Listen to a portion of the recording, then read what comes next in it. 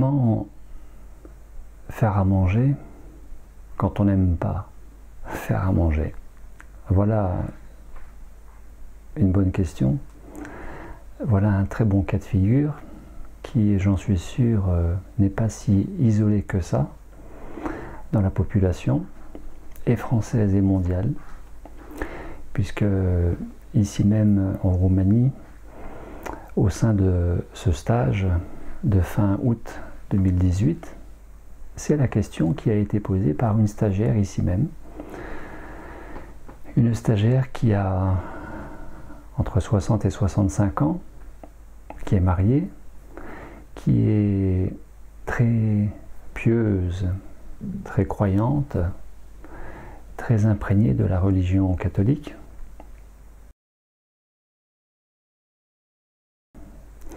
Et qui posait la question hier, est-ce que de faire à manger, est-ce que ça n'entraîne pas, ça ne provoque pas une certaine chimie négative à l'organisme? Est-ce que finalement c'est bon pour la santé de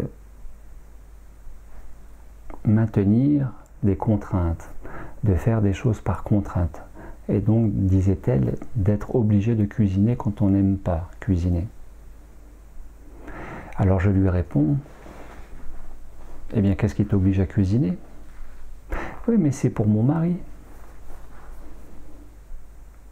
Alors je lui réponds, mais dis-lui qu'il se fasse à manger lui-même. Pas forcément tout le temps, mais de temps en temps, pour commencer.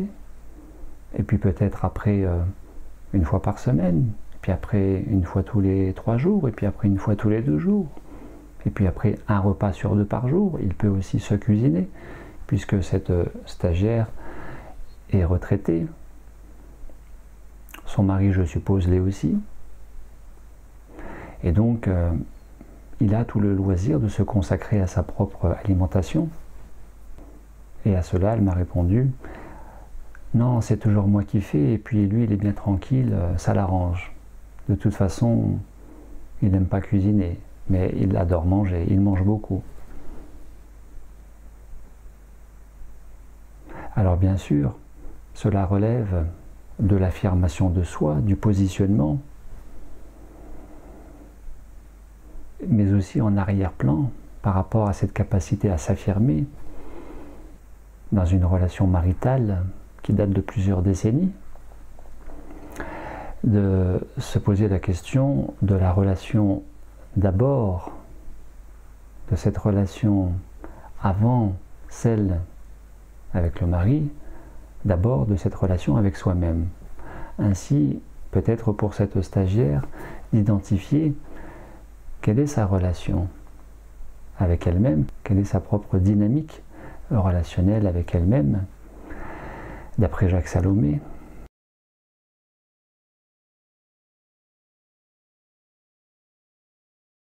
Et qui a fait l'objet de cette vidéo, les dynamiques relationnelles. À savoir, est-elle plutôt éponge? Est-elle plutôt entonnoir? Est-elle plutôt filtre, passoire ou alambic? Et donc je vous renvoie à cette vidéo présentation ou au livre de Jacques Salomé. Si vous souhaitez en savoir un peu plus et mieux comprendre ces dynamiques relationnelles spécifiques qui nous concernent tous. Avant d'être en relation avec quelqu'un, nous sommes d'abord en relation avec nous-mêmes et de la qualité des relations que nous pouvons avoir dans une certaine dynamique, qu'elle soit amoureuse, professionnelle, sportive, peu importe, avec l'entourage, l'environnement, eh bien, cela est largement imprégné, très conditionné, d'abord et avant tout d'une certaine dynamique relationnelle avec soi-même. Cette stagiaire de préciser à la réflexion que le groupe et moi-même lui avons fait, mais comment est-ce qu'il fait, puisque tu es là une semaine sorti de la maison, comment il fait pour se cuisiner ses propres repas? Et cette stagiaire de répondre, oui, mais j'ai cuisiné pendant une semaine et j'ai mis au congélateur, j'ai fait des tupperwares, j'ai mis dans des plastiques, j'ai mis sous vide. Et donc il a autant de repas qu'il y a de jours dans cette semaine pour couvrir les 7 jours de ce stage. Voilà, donc manifestement cette stagiaire est prise dans un certain fonctionnement avec elle-même, dans sa dynamique relationnelle à son mari, dans le cadre de son couple, de sa famille, très certainement empreint de cette piété religieuse et d'être au service de l'autre, puisque par ailleurs, elle faisait la réflexion que les gens adoraient être chez elle et passer beaucoup de temps chez elle, et qu'elle sentait que ça la déchargeait énergétiquement, que ça la fatiguait, qu'elle disait même ça l'épuisait. Et donc une fois encore, de pouvoir regarder de plus près, de s'autoriser à regarder de plus près quelle est cette capacité à s'affirmer dans le fait de temps en temps d'inviter le mari, malgré tout, à préparer ses repas ou qui l'empêche d'aller se nourrir à l'extérieur, dans les points de restauration de la ville, comme les restaurants. Et puis, de cette qualité à se positionner dans ses relations, amis, famille, et donc à un moment donné de placer aussi une certaine limite dans le temps investi et consacré à recevoir les amis, la famille, de manière à ce qu'elle ne se décharge pas, ne se fatigue pas, ne s'épuise pas. Pas donner outre mesure, au-delà du plaisir qu'elle-même peut en avoir. Finalement, la thématique de cette vidéo pourrait être comment faire que toute contrainte de la vie, dans tous les domaines, et pas simplement cuisiner quand on n'aime pas cuisiner, devienne source de plaisir. Et donc, par là même, ne soit plus perçue comme une contrainte, vécue comme une contrainte. Et qui n'engendre pas une chimie, une biochimie défavorable à l'équilibre, au bien-être, voire à la santé, que de passer des années, voire une vie parfois, à être dans des contraintes, des contraintes et des contraintes. Eh bien, c'est très simple. Une contrainte n'est plus une contrainte à partir du moment où vous y trouvez au moins un avantage, un bénéfice. Exemple, vous n'aimez pas passer l'aspirateur, mais vous devez le faire.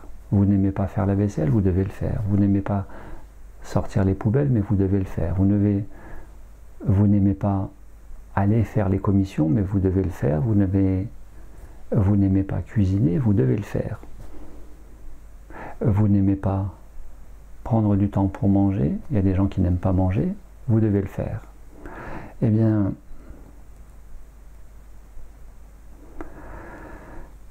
tel l'état méditatif, de manière à générer un état méditatif au travers de toutes ces contraintes du quotidien, prendre le temps, ne faire qu'une seule chose à la fois, être dans la présence de l'ici et maintenant, centré en conscience cœur, ancré en conscience bassin, dans ses racines, déployé dans sa posture dynamique verticale, reliance tertielle, d'être en conscience de respiration dans l'ici et maintenant, au travers du ressentir corporel, et non du réfléchir cognitif, mental.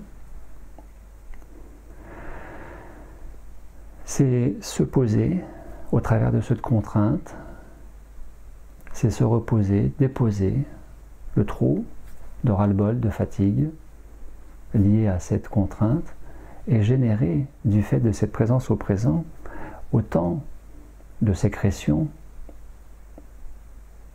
et libérer dans la circulation sanguine, dans l'organisme, autant de ces hormones du bien-être liées au vivre au présent.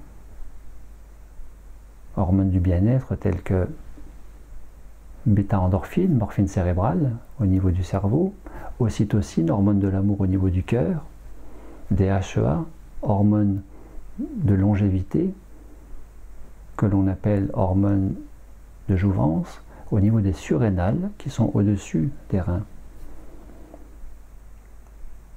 Mélatonine, dopamine, sérotonine, etc., etc. La précieuse mélatonine, sécrétée à hauteur de 15% par la glande pinéale et jusqu'à 85% par les intestins. D'où la nécessité, la très forte invitation au travers de la pause alimentaire que vous vous accordez aussi de détoxiner l'organisme, de détoxiner les intestins, le ventre qui est notre deuxième cerveau, cerveau des émotions, et ainsi permettre à l'organisme de générer une autre biochimie, la biochimie du plaisir, la biochimie du vivre au présent, au travers de la contrainte qui n'est plus une contrainte à partir du moment où elle est source de plaisir biochimique au travers de ces hormones de plaisir, parce qu'il y a un avantage, un bénéfice perçu.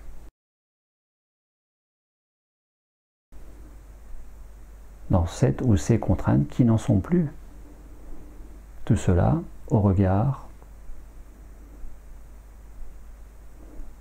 d'un certain regard sur ces contraintes du quotidien, de manière à ce que l'ordinaire soit source d'extraordinaire, et que l'ordinaire, le quotidien de monsieur, madame, tout le monde, que nous sommes tous, devienne unique.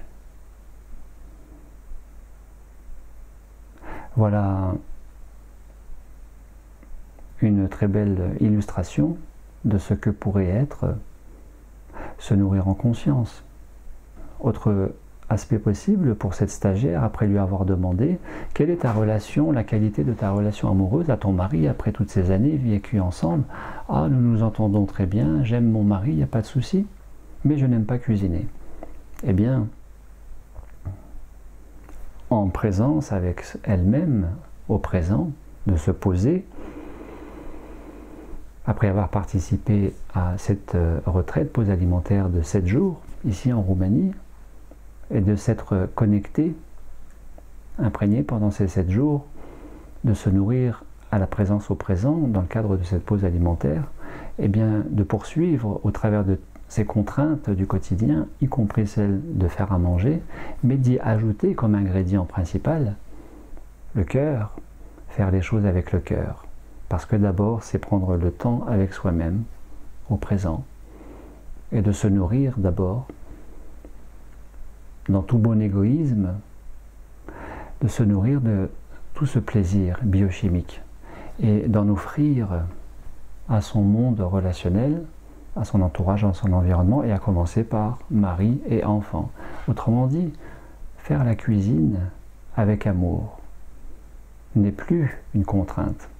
En conscience, diffuser l'amour dans les ingrédients, dans les repas. Cela me rappelle une anecdote. À l'époque, quand j'étais étudiant infirmier, en 92-95, la compagne avec laquelle je vivais n'appréciait absolument pas, mais alors absolument pas, un ami, Laurent, qui venait ce dimanche manger et de me dire avant qu'il arrive, oui, ton copain, combien de temps il va rester, j'ai pas envie de cuisiner, ça me casse les pieds qui viennent, tu sais bien, bon. Et je lui ai dit, mais ne t'inquiète pas, je vais cuisiner, il n'y a pas de souci. Et j'ai fait une salade de légumes à base de riz avec tomates, olives, œufs cuits, etc., etc. Mais ayant une relation affective, d'amitié avec cet ami Laurent, naturellement, sans m'en rendre compte, j'ai cuisiné cette salade avec l'amour comme ingrédient principal. puisque connecté à Laurent en réalisant cette salade, en même temps que j'étais connecté à Fabienne, cette compagne de l'époque. Et alors que Fabienne pestait toute la matinée, Laurent est arrivé, nous nous sommes installés, nous avons mangé, et c'est vrai que Fabienne n'appréciait pas Laurent et Laurent n'appréciait pas Fabienne. Et Laurent, en étant très présent pendant le repas, et donc très authentiquement, sans faire semblant ni se moquer, de supposer peut-être que c'était Fabienne qui avait fait cette salade de légumes, salade de riz, eh bien, très intériorisé en mangeant, de dire qu'est-ce qu'elle est bonne cette salade, qu'est-ce qui s'est passé en réalité. Il ne savait pas qui avait cuisiné, mais il avait très clairement, manifestement, perçu une certaine qualité, un certain goût à cette salade, parce qu'elle était très imprégnée de l'amour que j'y avais déposé moi-même, sans véritable conscience de ce mécanisme à l'époque. Voilà pour cette stagiaire qui aura ses précisions grâce à cette vidéo et qui, j'espère, peut-être vous nourrira aussi à votre niveau quant au fait de transcender en conscience la contrainte en source de plaisir pour une nourriture en conscience au quotidien, et pas simplement au travers du fait de manger, mais dans toutes ces tâches qui sont parfois perçues comme ingrates. Merci à vous, à très bientôt. Au revoir.